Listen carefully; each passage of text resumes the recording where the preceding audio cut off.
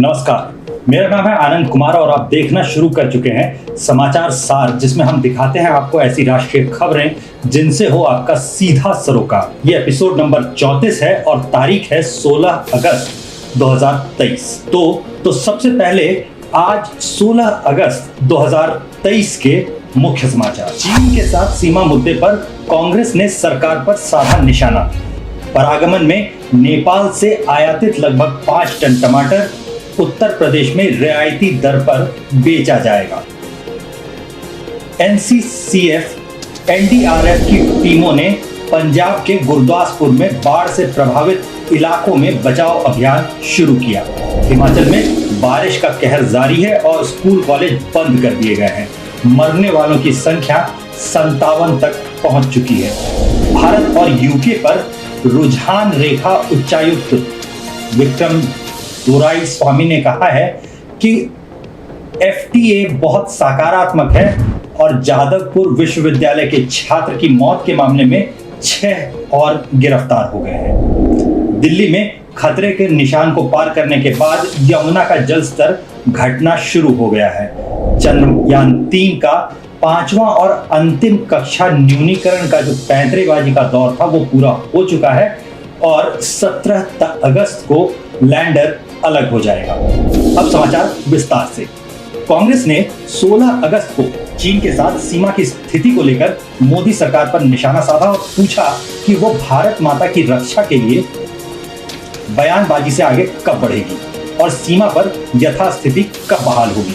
Media reporters को हवाला देते हुए कांग्रेस महासचिव रणदीप सुरजेवाला ने कहा है कि चीन के साथ 19 दौर की वार्ता विफल रही है, जबकि पिछले 3 साल से हर बार वार्ता विफल रही है। एक संयुक्त बयान में मंगलवार को कहा गया कि 2 दिवसीय सैन्य वार्ता में भारत और चीन सीमावर्ती क्षेत्रों में शांति बनाए रखने के अलावा पूर्वी लद्दाख में वास्तविक नियंत्रण रेखा LAC पर शेष मुद्दों को शीघ्र तरीके से हल करने पर सहमति हो गई है। कोर कमांडर स्तरीय बैठक के 19वें दौर की रीडआउट में बातचीत को सकारात्मक, रचनात्मक और गहन बताया गया, लेकिन इनके शेष घर्षण बिंदुओं पर जिन मुद्दों पर टकराव होता है उन पर सैनिकों की वापसी जैसे किसी मुद्दे पर तत्काल सफलता का कोई संकेत नहीं दिया गया है। श्री सुरजेवाला ने कहा कि अप्रैल 2020 की यथास्थिति 3 साल और 3 महीने तक बहाल नहीं हुई है। भारतीय सेना के रणनीतिक DBO हवाई पट्टी या फिर डोमचौक के पास CNN जंक्शन के पास डेप्सांग मैदान में 65 पेट्रोलिंग पॉइंट्स में से 26 पर पेट्रोलिंग नहीं हो सकती। कांग्रेस नेता ने X यानी जिसे पूर्व में ट्विटर कहा जाता है उस पर कहा कि चीनियों ने पेट्रोलिंग पॉइंट 10, 11, 11A, 12 और 13 तक पहुंच को अवरुद्ध कर दिया है। श्री सुरजेवाला ने मोदी सरकार पर सवाल उठाते हुए कहा कि चीनियों द्वारा बेशर्मी से कब्जा किए गए भारतीय क्षेत्र को कब खाली कराया जाएगा और चीन सीमा को कब पीछे धकेला जाएगा। उन्होंने पूछा, क्या मोदी सरकार ने चीन के कब्जे वाले लगभग 1000 वर्ग किलोमीटर भारतीय क्षेत्र को छोड़ने के लिए समझौता कर लिया है? चीन को लाल आंखें दिखाकर अप्रैल 2020 की यथास्थिति कब बहाल की जाएगी? क्या पीएम मोदी अब भी इस बात पर कायम है कि किसी ने भी भारतीय क्षेत्र में प्रवेश नहीं किया, जैसा कि उन्होंने 20 जून 2020 के सर्वदलीय बैठक में कहा था, या क्या उन्होंने गुमराह किया था कि राष्ट्र कांग्रेस राज्यसभा सांसद ने पूछा। श्री सुरजेवाला ने कहा कि यदि किसी ने भी भारतीय क्षेत्र में प्रवेश नहीं किया है तो चीनियों के साथ बातचीत क्यों की जा रही है और क्या सेना प्रमुख का यह कहना गलत है कि चीनियों ने भारतीय क्षेत्र पर अवैध रूप से कब्जा कर लिया है। उन्होंने ये भी पूछा कि मोदी सरकार भारत माता की रक्षा के लिए बयानबाजी से आगे कब बढ़ेगी। कांग्रेस चीन के साथ सीमा स्थिति को लेकर सरकार पर सवाल उठाती रही है। National cooperative consumers federation of India limited NCCF ने 16 अगस्त को कहा कि पड़ोसी देश नेपाल से आयातित लगभग 5 टन टमाटर पारगमन में हैं और 17 अगस्त को उत्तर प्रदेश में 50 रुपए प्रति किलोग्राम की रियायती दर पर इनकी खुदरा बिक्री की जाएगी। NCCF ने नेपाल से 10 टन टमाटर के आयात का अनुबंध किया है। NCCF केंद्र सरकार की ओर से आयात के साथ साथ टमाटर की घरेलू खरीद भी कर रहा है और उपभोक्ताओं को रसोई के मुख्य उत्पादों की ऊंची कीमतों से राहत देने के लिए उन्हें रियायती दर पर खुदरा बिक्री के लिए बेच भी रहा है। केंद्रीय उपभोक्ता मामले के मंत्रालय के निर्देश पर खुदरा बाजार में हस्तक्षेप किया जा रहा है। एनसीसीएफ के प्रबंध निदेशक एनिस जोसेफ चंद्रा ने पीटीआई से अपनी बातचीत के दौरान कहा कि हमने नेपाल से 10 टन टमाटर आयात का अनुबंध किया है। इसमें से 3-4 टन कल उत्तर प्रदेश में वितरित किया गया और लगभग 5 टन पारगमन में है। कल उत्तर प्रदेश में रियायती दरों पर खुदरा बिक्री की जाएगी। उन्होंने कहा, कम शेल्फ लाइफ के कारण आयातित टमाटरों को भारत के अन्य हिस्सों में नहीं बेचा जा सकता। उत्तर प्रदेश में आयातित और स्थानीय रूप से खरीदे गए टमाटर दोनों की स्थिर दुकानों के साथ साथ चुनिंदा स्थानों पर मोबाइल वैन के माध्यम से उन्हें बेचा जा रहा है।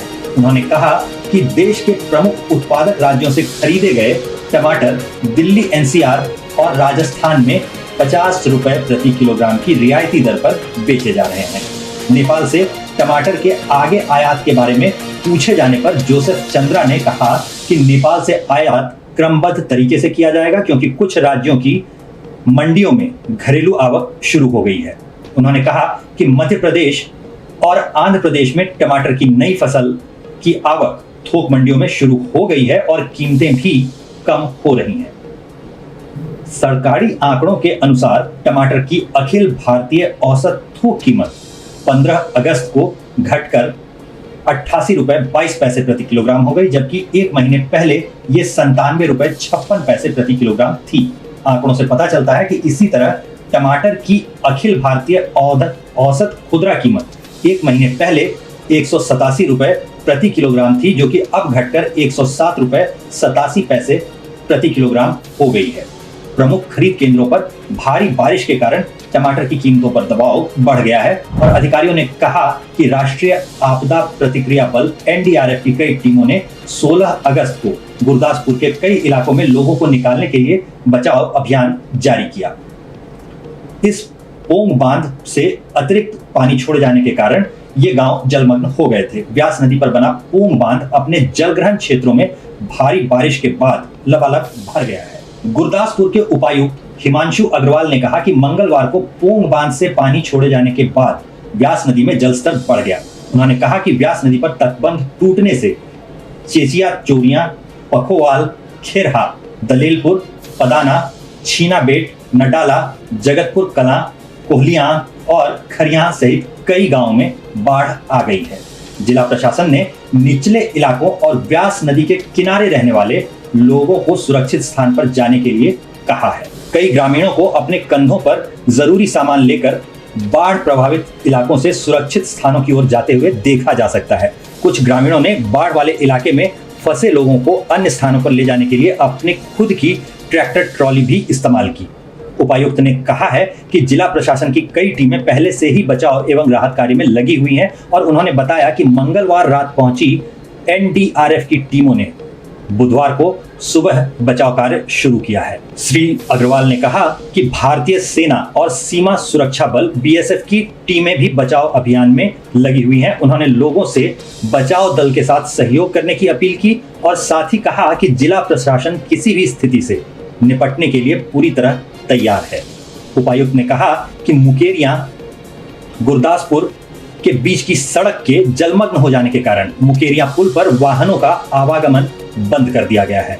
यातायात को दीनानगर राजमार्ग पर मोड़ दिया गया है और उन्होंने ये भी जोड़ा कि लोगों को सुरक्षित स्थानों पर पहुंचाया जा रहा है और स्थिति पर कड़ी नजर बनाई जा रही है। पुरानी शाला स्कूल में एक राहत शिविर की स्थापना की गई है और चिकित्सा, पशु चिकित्सा और अन्य विभागों की सभी टीमें राहत कार्यों में लगी हुई हैं। श्री अग्रवाल ने लोगों से अपील की कि वो घबराएं नहीं और कहा कि वो किसी भी सहायता के लिए हेल्पलाइन नंबर का उपयोग कर सकते हैं। अधिकारियों ने यह भी कहा कि हिमाचल प्रदेश में बारिश का कहर बरपा है और मरने वालों की संख्या बुधवार 16 अगस्त 2023 को 57 हो गई। यहाँ पर समर हिल के पास एक ध्वस्त शिव मंदिर के मलबे से एक महिला का शव और भी निकाला गया। हिमाचल प्रदेश में रविवार से भारी बारिश हो रही है, जिससे शिमला के समर हिल, कृष्णानगर और फागली में भूस्खलन हुआ है। उपायुक्त आदित्य नेगी ने कहा कि समर हिल और कृष्णानगर इलाकों में बचाव अभियान चल रहा है और समर हिल से एक शव बरामद किया गया है। उन्होंने कहा कि अब तक समर हिल से 13 शव, फागली से 5 शव और कृष्णानगर से 2 शव बरामद किए गए हैं। सोमवार को ढहे शिव मंदिर के मलबे में अभी भी 10 शवों के दबे होने की आशंका है। कृष्णा नगर में करीब 15 मकानों को खाली करा लिया गया है और परिवारों को सुरक्षित स्थानों पर पहुंचाया गया है। लगातार बारिश के कारण भूस्खलन के डर से कई अन्य लोगों ने खुद ही अपने घर खाली कर दिए हैं। मंगलवार शाम शिमला शहर के मध्य में कृष्णा नगर इलाके में एक बड़े भूस्खलन में 2 लोगों की मौत हो गई और कम से कम 8 घर जमींदोज हो गए। एक बूचड़ खाना भी मलबे में दब गया। मुख्यमंत्री सुखविंदर सिंह सुक्खू ने मंगलवार को कहा है कि पिछले कुछ दिनों में बारिश से लगभग 157% की वृद्धि हुई है और इसके कारण पूरे हिमाचल प्रदेश में व्यापक क्षति हुई है। पिछले 3 दिनों में लगभग 60 लोग मारे जा चुके हैं। शिक्षा विभाग ने खराब मौसम के कारण बुधवार को राज्य के सभी स्कूलों और कॉलेजों को बंद करने का आदेश दिया था और हिमाचल प्रदेश विश्वविद्यालय ने 19 अगस्त तक शिक्षण गतिविधियों को निलंबित कर दिया है। अधिकारियों ने कहा कि लगभग 800 सड़कें अवरुद्ध हैं और 24 जून से मानसून की शुरुआत के बाद से राज्य को नुकसान जो हुआ है वो कुल 7,200 करोड़ रुपए से अधिक का हो गया है। इससे पहले जुलाई में मंडी, कुल्लू और शिमला सहित राज्य में भारी बारिश ने कई लोगों की जान ले ली थी और करोड़ों की संपत्ति नष्ट हो गई थी। उप मुख्यमंत्री मुकेश अग्निहोत्री ने केंद्र से हिमाचल प्रदेश में राष्ट्रीय आपदा घोषित करने और बहाली कार्यों के लिए 2,000 करोड़ रुपए जारी करने का आग्रह किया है। भारत के यूके के 12वें दौर से पहले अगस्त को नई दिल्ली में शुरू होने वाले मुक्त व्यापार समझौते FTA के वार्ता के दौरान ब्रिटेन में भारतीय उच्चायुक्त ने आशा व्यक्त की है कि दोनों पक्षों के अधिकारी कुछ काम करने में सक्षम होंगे और पारस्परिक रूप से लाभप्रद सही दिशा में काम कर पाएंगे। उच्चायुक्त विक्रम दोरईस्वामी ने बताया कि वो सकारात्मक है कि दोनों देशों के 2 समान आकार की अर्थव्यवस्थाओं की बहुत सी अलग अलग संरचनाओं में जो जटिलताएं हैं उनकी पहचान करते हुए आवश्यक समायोजन किया जाएगा। दोनों देश इसके इच्छुक हैं। व्यापक द्विपक्षीय साझेदारी पर उन्होंने विभिन्न क्षेत्रों में स्पष्ट तालमेल के बारे में अपनी आशा व्यक्त की। उच्चायुक्त ने कहा कि मैं इस बारे में सकारात्मक हूं, यानी FTA। उनका इरादा यह है कि जिस हद तक हम काम कर सकते हैं, हम चाहेंगे कि एक पारस्परिक रूप से लाभप्रद दूरंदेशी FTA संपन्न हो। उन्होंने आगे जोड़ा कि मेरा मानना है कि दोनों पक्ष आवश्यक समायोजन करने के लिए इच्छुक हैं। उन्होंने आगे ये भी कहा कि भले ही हम दोनों समान आकार की अर्थव्यवस्थाएं हैं, फिर भी हम अपनी अर्थव्यवस्थाओं की संरचना और अर्थव्यवस्थाओं की जटिलता में बहुत अलग अलग हैं। इसलिए हमारा एक साथ बैठना, बातचीत करना और एक दूसरे के साथ फिट होना बहुत जरूरी है। उन्होंने कहा कि रुझान अभी तो सकारात्मक लग रहा है और पिछले साल जनवरी में शुरू हुई FTA वार्ता से जुड़े वरिष्ठ राजनयिकों का यह मानना है कि यह महत्वपूर्ण है कि यूके पक्ष भारतीय अर्थव्यवस्था की संरचनाओं की कुछ जटिलताओं को पहचाने। या किसी सहकर्मी विकसित देश के साथ मुक्त व्यापार समझौते के समान नहीं हो सकता। दूसरी ओर हमें इस तथ्य का भी ध्यान रखना होगा कि ब्रिटेन ने हाल के वर्षों में कई मुक्त व्यापार समझौतों पर बातचीत नहीं की है। जब वो यूरोपीय संघ का हिस्सा था तब जो व्यापारिक समझौते हुए थे उन पर बातचीत अभी बाकी है। इसलिए कई ऐसी चीजें हैं जिन्हें समायोजित करना होगा। लेकिन कुल मिलाकर जो प्रवृत्ति है वो काफी सकारात्मक लगती है, ऐसा अधिकारियों का कहना है। 11वें दौर की जो वार्ता है वो 18 जुलाई को समाप्त हुई थी और उसमें एक संयुक्त बयान में कहा गया था कि इसमें 9 नीति क्षेत्रों में विस्तृत मसौदा संहिता पर पाठ यानी चर्चा शामिल है। यूके सरकार के आधिकारिक आंकड़ों के अनुसार 2022 में द्विपक्षीय व्यापार साझेदारी लगभग 36 बिलियन पाउंड की थी और एक FTA में उस रिश्ते को महत्वपूर्ण रूप से बढ़ाए जाने की बात भी शामिल है। वाणिज्य सचिव सुनील बर्थवाल ने कहा है कि लंदन में 11वें दौर की वार्ता बहुत गहन रही है और कई मुद्दों पर सहमति बनी है। प्रस्तावित FTA के कुल 26 अध्यायों में से 19 को बंद कर दिया गया है। भारत और ब्रिटेन के बीच एक अलग समझौते यानी द्विपक्षीय निवेश संधि के रूप में निवेश पर बातचीत की जा रही है और अभी कुछ ही मुद्दे बचे हुए हैं। यूके की टीम के व्यापार और निवेश कार्य जो समूह होता है जिसे TIWG की बैठक कहा जाता है वो जयपुर में होने वाली है और उसके लिए ये टीम भारत आ रही है और हम लोग उम्मीद कर सकते हैं कि हम उन शेष मुद्दों को भी पूरा कर लेंगे जिन पर अभी बातचीत बाकी है। 26 में से 19 पर बातचीत हो चुकी है, कुछ मुद्दे अभी भी बाकी है। श्री बर्थवाल ने 14 अगस्त को नई दिल्ली में कहा कि इसलिए हमारा ये लक्ष्य है कि जब यूके की टीम भारत में हमसे मुलाकात करेगी तो हम यूके के साथ मुद्दों को पूरा कर लेंगे और हमें पूरी उम्मीद है कि उन मुद्दों को सुलझा लिया जाएगा। मुझे लगता है कि हमारी सरकार बहुत स्पष्ट है कि हम यूके के साथ सर्वोत्तम संभव साझेदारी चाहते हैं और मेरा मानना है कि राजनीतिक गलियारे के दोनों ओर यूके नेतृत्व के साथ साथ यहाँ सरकार के वरिष्ठ नेतृत्व में मैंने जो सुना है उससे मुझे विश्वास है कि वे भी हमारे साथ एक दूरदर्शी साझेदारी चाहते हैं। श्री दोरईस्वामी ने आगे ये सारी बातें की। ये देखते हुए कि भारत यूके के इतिहास जटिल हैं, उन्होंने औपनिवेशिक शासन से आजादी के 76 साल बाद द्विपक्षीय समझौते की महत्ता पर जोर दिया ताकि अतीत में जो कुछ भी हुआ है उससे अवगत तो रहें लेकिन खुद को इसका कैदी बनने की अनुमति न दें। भारत वैश्विक विकास का भविष्य का दिशा तय करने वाला देश है और ये महत्वपूर्ण है कि हम एक ऐसा रिश्ता बनाएं जो हमारी संबंधित शक्तियों को आपस में जोड़े, आपस में मिलाए। उदाहरण के लिए अगर हम लोग देखें तो लंदन अभी भी दुनिया की वित्त की महान राजधानियों में से एक है। जो भी आर्थिक बातचीत होती है या आर्थिक फैसले होते हैं उनमें से कई लंदन में लिए जा रहे हैं और भारत वैश्विक विकास की भावी दिशा है। हमारे हरित परिवर्तन के लिए, हमारे बुनियादी ढांचे के कार्यान्वयन के लिए उच्च गुणवत्ता और अच्छी कीमत वाले वित्त पोषण व्यवस्था की आवश्यकता है और इसके बीच एक स्पष्ट तालमेल जरूरी है। निवेश के लिए स्थानों के संदर्भ में सर्वोत्तम संबद्ध जगह खोजने के लिए स्पष्ट रूप से अच्छी क्वालिटी का फाइनेंस जरूरी होता है और ये दोनों स्पष्ट रूप से अपने अपने लिए स्वयं ही बोलते हैं। ब्रिटेन के सुरक्षा मंत्री टॉम तुंगटेट ने हालिया भारत यात्रा के बारे में पूछा जाने पर बताया कि उन्होंने मार्च में लंदन उच्चायुक्त पर हमले के मद्देनजर खालिस्तानी समर्थक चरमपंथ से निपटने के लिए 95,000 पाउंड के फंड की घोषणा की थी। उच्चायुक्त ने कहा कि यह मील का पत्थर है और द्विपक्षीय साझेदारी के सुरक्षा स्तंभ को बढ़ाया जा सकेगा।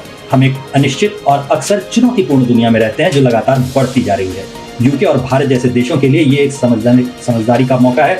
एक साथ मिलकर काम करना इन दोनों देशों का बिल्कुल अच्छी तरह समझ में आता है और लोगों से सरल समझौतों के बारे में, सरल चुनौतियों के बारे में बातचीत की जा सकती है। लेकिन यहाँ हमारे पास जो चुनौतियां हैं वो तुलनात्मक रूप से कहीं अधिक जटिल है। ये केवल राष्ट्र और राज्यों तक सीमित रहा हो ऐसा भी नहीं है। समुदायों के बीच क्या हो रहा है ये भी महत्वपूर्ण हो जाता है। कैसे समुदाय को कट्टरपंथी बनाया जा रहा है, ये घरेलू राजनीति का आकार कैसे बदल रहा है, इस संदर्भ में भी कई चुनौतियां हैं। उन्होंने आगे कहा, इन सब में यूके जैसे देशों के लिए हमारे साथ काम करना महत्वपूर्ण है क्योंकि हमें इस बात की भी समझ है कि इनमें से कुछ कैसे होते हैं। इसलिए पिछले सप्ताह सुरक्षा मंत्री तुंगेधाट की यात्रा जो थी वो महत्वपूर्ण थी। उन्होंने कहा कि हर महत्वपूर्ण मील के पत्थर की ओर से या उन तक पहुंचने पर ऐसा लगता है कि हम लोग एक मजबूत समझ के साथ आगे बढ़े हैं और एक उचित व्यवहारिक कामकाजी सुरक्षा स्तंभ को अपनी साझेदारी का हिस्सा बनाने के लिए उत्सुक भी हैं। रिश्ते के व्यवहारिक पहलू पर दूत ने बताया कि कैसे भारतीय व्यवसायों ने यूके के बाजार में एक बड़ी उपस्थिति बनाई है। उन्होंने इस बात पर भी जोर दिया कि अब वास्तव में समय आ गया है कि हम भारत में और अधिक ब्रिटिश व्यवसायों को भी लेकर आए। काफी समय से इस किस्म के व्यवसाय भारत में आने बंद थे, काफी कम थे। तो कोलकाता की पुलिस ने जाधवपुर विश्वविद्यालय के प्रथम वर्ष के छात्र की मौत के मामले में बुधवार को 6 और लोगों को गिरफ्तार कर लिया है। गिरफ्तार किए गए लोगों में वो छात्र और पूर्व छात्र शामिल हैं जो 10 अगस्त की तड़के विश्वविद्यालय के मुख्य छात्रावास भवन की दूसरी मंजिल से गिरकर जब स्वप्नदीप कुंडू की मौत हुई उस समय छात्रावास में मौजूद थे। इसके साथ ही घटना के सिलसिले में गिरफ्तार किए गए लोगों की संख्या बढ़कर 9 हो गई है। पहले 3 लोगों को गिरफ्तार किया जा चुका है। मामले में अब तक विश्वविद्यालय के 5 छात्रों और 4 पूर्व छात्रों को गिरफ्तार किया गया है। 4 पूर्व छात्र हॉस्टल में क्या कर रहे थे, जाधवपुर यूनिवर्सिटी के हॉस्टल में क्या कर रहे थे, इसकी जांच अभी बाकी है। कोलकाता पुलिस ने छात्र मामलों के डीन रजत रे और रजिस्ट्रार स्नेहा मंजू बसु को शहर के पुलिस मुख्यालय में बुलाया है। इससे पहले दिन में घटना की जांच के लिए विश्वविद्यालय द्वारा गठित जांच समिति ने समिति के मुख्य प्रशासनिक भवन में एक बैठक भी की। पश्चिम बंगाल के राज्यपाल CV आनंद बोस ने विश्वविद्यालय अधिकारियों को एक आपातकालीन बैठक बुलाने का निर्देश दिया है। इसकी अध्यक्षता वो बुधवार की शाम 5 बजे राजभवन में स्वयं करेंगे। घटना के बाद राज्यपाल ने यूनिवर्सिटी और हॉस्टल का दौरा किया था। राज्यपाल ने मंगलवार को कहा था कि हमारे पास एक कार्य योजना तैयार है, इसे जल्दी ही लागू किया जाएगा। इससे पहले ही छात्र की मौत हो गई, कार्य योजना पड़ी रह गई, ये अलग बात है। इसी बीच शिक्षा मंत्री बसु समेत 5 तृणमूल कांग्रेस नेताओं की एक टीम नदिया जिले में एक मृत छात्र के आवास का दौरा करने पहुंची। मंत्री ने कहा कि सरकार शोक संतप्त परिवार के साथ खड़ी है और जाधवपुर विश्वविद्यालय में पूरी तरह अराजकता व्याप्त है। आमतौर पर अपने आप को लिबरल बताने वाली यूनिवर्सिटी से टीएमसी इतनी खफा क्यों है, ये तो टीएमसी ही बता सकती है। लेकिन चलिए इस खबर को हम लोग छोड़ते हैं और आगे बढ़ते हैं। पिछले 2 दिनों में नदी के ऊपरी जलग्रहण क्षेत्रों में मूसलाधार बारिश के बाद यमुना नदी कुछ समय के लिए खतरे के निशान 205.33 मीटर को पार कर गई थी। 16 अगस्त की सुबह इस जलस्तर में गिरावट देखी गई। केंद्रीय जल आयोग CWC की वेबसाइट के अनुसार बुधवार सुबह 8 बजे पुराने रेलवे ब्रिज पर जलस्तर 205.14 मीटर था। मंगलवार को दोपहर 3 बजे ये चेतावनी के निशान 204.5 मीटर को पार कर गया और रात 10 बजे तेजी से बढ़कर 205.39 मीटर पर पहुंच गया था। CWC के एक अधिकारी ने कहा कि जब तक पहाड़ी क्षेत्रों में अधिक बारिश नहीं होती तब तक दिल्ली में नदी का पानी 206 मीटर के निकासी स्तर तक नहीं बढ़ सकता है। दिल्ली में बुधवार को हल्की बारिश दर्ज की गई और अगले कुछ दिनों में शुष्क स्थिति की भविष्यवाणी की गई है। हिमाचल प्रदेश में रविवार से बारिश के कहर के कारण कम से कम 56 लोगों की मौतें हो चुकी हैं। पिछले 2 दिनों में मूसलाधार बारिश ने उत्तराखंड को भी तबाह कर दिया। इमारतें नष्ट हो गई और भूस्खलन हुआ, जिसके कारण बद्रीनाथ, केदारनाथ और गंगोत्री मंदिरों तक जाने वाला राष्ट्रीय राजमार्ग जो है वो टूट गया है। अलग अलग राष्ट्रीय राजमार्ग हैं और करीब करीब सभी टूट गए हैं। बारिश के कारण ज्यादातर नदियां उफान पर हैं। टिहरी, हरिद्वार और ऋषिकेश में गंगा खतरे के निशान से ऊपर बह रही है। उत्तराखंड के देहरादून में आपदा नियंत्रण कक्ष ने कहा है कि अलकनंदा और मंदाकिनी रुद्रप्रयाग, श्रीनगर और देवप्रयाग में खतरे के स्तर से ऊपर बह रही है। जुलाई के मध्य में यमुना के ऊपरी जलग्रहण क्षेत्रों में भारी वर्षा के कारण दिल्ली को अभूतपूर्व बाढ़ का सामना करना पड़ा है। 13 जुलाई को यमुना रिकॉर्ड 208.66 मीटर तक बढ़ गई थी। इसने अपना पिछला रिकॉर्ड तोड़ दिया और 4 दशकों से भी अधिक समय में शहर में काफी दूरी तक, काफी गहराई तक प्रवेश कर गई। बाढ़ के दौरान 27,000 से अधिक लोगों को सुरक्षित स्थानों पर पहुंचाया गया है। इससे संपत्ति, कारोबार और कमाई का करोड़ों रुपए का नुकसान हो चुका है। 10 जुलाई से लगातार 8 दिनों तक नदी खतरे के निशान 205.33 मीटर से ऊपर बहती रही। विशेषज्ञों ने दिल्ली में बाढ़ के लिए नदी के बाढ़ क्षेत्र पर अतिक्रमण, थोड़े समय के भीतर अत्यधिक वर्षा और गाद जमा होने को जिम्मेदार ठहराया है। इससे नदी का तल बढ़ गया है। यमुना नदी प्रणाली के जलग्रहण क्षेत्र में उत्तर प्रदेश, उत्तराखंड, हिमाचल प्रदेश, हरियाणा, राजस्थान, मध्य प्रदेश और दिल्ली के कुछ हिस्से शामिल हैं। दिल्ली में नदी के पास के निचले इलाके, जहां करीब 41,000 लोग रहते हैं, ये बाढ़ के प्रति संवेदनशील माने जाते हैं। दिल्ली विकास प्राधिकरण, राजस्व विभाग और निजी व्यक्तियों की भूमि होने के बावजूद पिछले कुछ वर्षों में नदी में बाढ़ क्षेत्र पर अतिक्रमण बढ़ा है। शहर के उत्तर पूर्व, मध्य और दक्षिण पूर्व जिले बाढ़ से सबसे अधिक प्रभावित हैं। सिंचाई और बाढ़ नियंत्रण विभाग द्वारा शहरी बाढ़ और उसके प्रबंधन पर एक अध्ययन में पूर्वी दिल्ली के बाढ़ क्षेत्र को अंतर्गत और बाढ़ के प्रति अत्यधिक संवेदनशील बताया गया है। चंद्रयान 3 की चंद्रमा पर लैंडिंग के लिए सिर्फ 1 सप्ताह शेष रह गया है और भारतीय अंतरिक्ष अनुसंधान संगठन इसरो ने 16 अगस्त को 5वीं और अंतिम कक्षा कटौती प्रक्रिया को सफलतापूर्वक अंजाम दे दिया। सुबह 8:30 पर यह युद्धाभ्यास शुरू हुआ और बेंगलुरु में इसरो की टेलीमेट्री ट्रैकिंग और कमांड नेटवर्क ISTRAC ने ये कटौती शुरू की। इसरो ने अपने बयान में कहा है कि आज की सफल फायरिंग, जो कि एक छोटी अवधि के लिए आवश्यक थी, इसने चंद्रयान को 153 किलोमीटर गुना 163 किलोमीटर की कक्षा में स्थापित कर दिया है, जैसा कि पहले से ये इरादा किया गया था। इसके साथ ही चंद्र सीमा की जो प्रक्रिया है वो पूरी हो गई है। चंद्रयान 3 में एक लैंडर मॉड्यूल है, LM जिसे कहते हैं, एक प्रोपल्शन मॉड्यूल PM और एक रोवर शामिल है। 5 कक्षा कटौती के पूरे होने के बाद इसरो ने कहा है कि वो 17 अगस्त को होने वाले अगले सबसे महत्वपूर्ण अभियान के लिए तैयारी कर रहा है। ये तैयारियों का समय है क्योंकि प्रोपल्शन मॉड्यूल और लैंडर मॉड्यूल अपनी अलग अलग यात्राओं के लिए तैयार हैं। लैंडर मॉड्यूल को प्रोपल्शन मॉड्यूल से अलग करने की योजना 17 अगस्त 2023 की बनाई गई है और अंतरिक्ष एजेंसी ने अपने बयान में कहा है कि कक्षा में रहते हुए प्रोपल्शन मॉड्यूल लैंडर से अलग हो जाएगा। इसके बाद 23 अगस्त को चंद्रमा के दक्षिण ध्रुवीय क्षेत्र में सॉफ्ट लैंडिंग की सुविधा के लिए जटिल ब्रेकिंग का एक युद्धाभ्यास होगा और एक श्रृंखला को अंजाम दिया जाएगा। लैंडर के शाम 5:47 पर चंद्रमा की सतह पर उतर जाने की उम्मीद है। 14 जुलाई को लॉन्च के बाद चंद्रयान 3 ने 15 से 25 जुलाई के बीच पृथ्वी से जुड़ी 5 गतिविधियां पूरी कर ली हैं। चंद्रयान 3 को चंद्रमा की ओर ले जाने के लिए महत्वपूर्ण ट्रांसलूनर इंजेक्शन TLI जो था वो 1 अगस्त को किया गया था। चंद्रयान 3 5 अगस्त को चंद्रमा की कक्षा में पहुंचा और सफलतापूर्वक चंद्रमा की कक्षा में स्थापित हो गया। तब से चंद्रयान 3 की कक्षा को धीरे धीरे कम करने और इसे चंद्र के ध्रुवों पर स्थापित करने के लिए 5 कक्षा कटौतियां युक्तियां जो होती हैं वो अपनाई गई। तो अब समय आपसे विदाई लेने का आ चुका है और अन्य खबरों के लिए आप हमारे वेबसाइट www.awarenews24.com का रुख कर सकते हैं। राष्ट्रीय खबरों के बुलेटिन का सिलसिला आज यहीं खत्म होता है। कल फिर मिलेंगे रात के 9 बजे अवेयर न्यूज 24 के डिजिटल प्लेटफॉर्म पर। खबरों का सिलसिला जारी है हमारे वेबसाइट पर और यहाँ पर आपको केवल सही और सटीक खबरें दिखाई जाएंगी, भले ही हमसे खबरें देने में थोड़ी देरी हो जाए, लेकिन प्रोपेगेंडा या गलत न्यूज को हम लोग जगह नहीं देंगे। 9 बजे हमारी वेबसाइट मिनी मेट्रो लाइव पर खबरें प्रकाशित हो जाती हैं। आप चाहें तो वहां से इन्हें पढ़ भी सकते हैं। फिर होगी मुलाकात जब घड़ी में बजेंगे रात्रि के 9 और अब मुझे यानी आनंद कुमार को दीजिए इजाजत। शुभ रात्रि।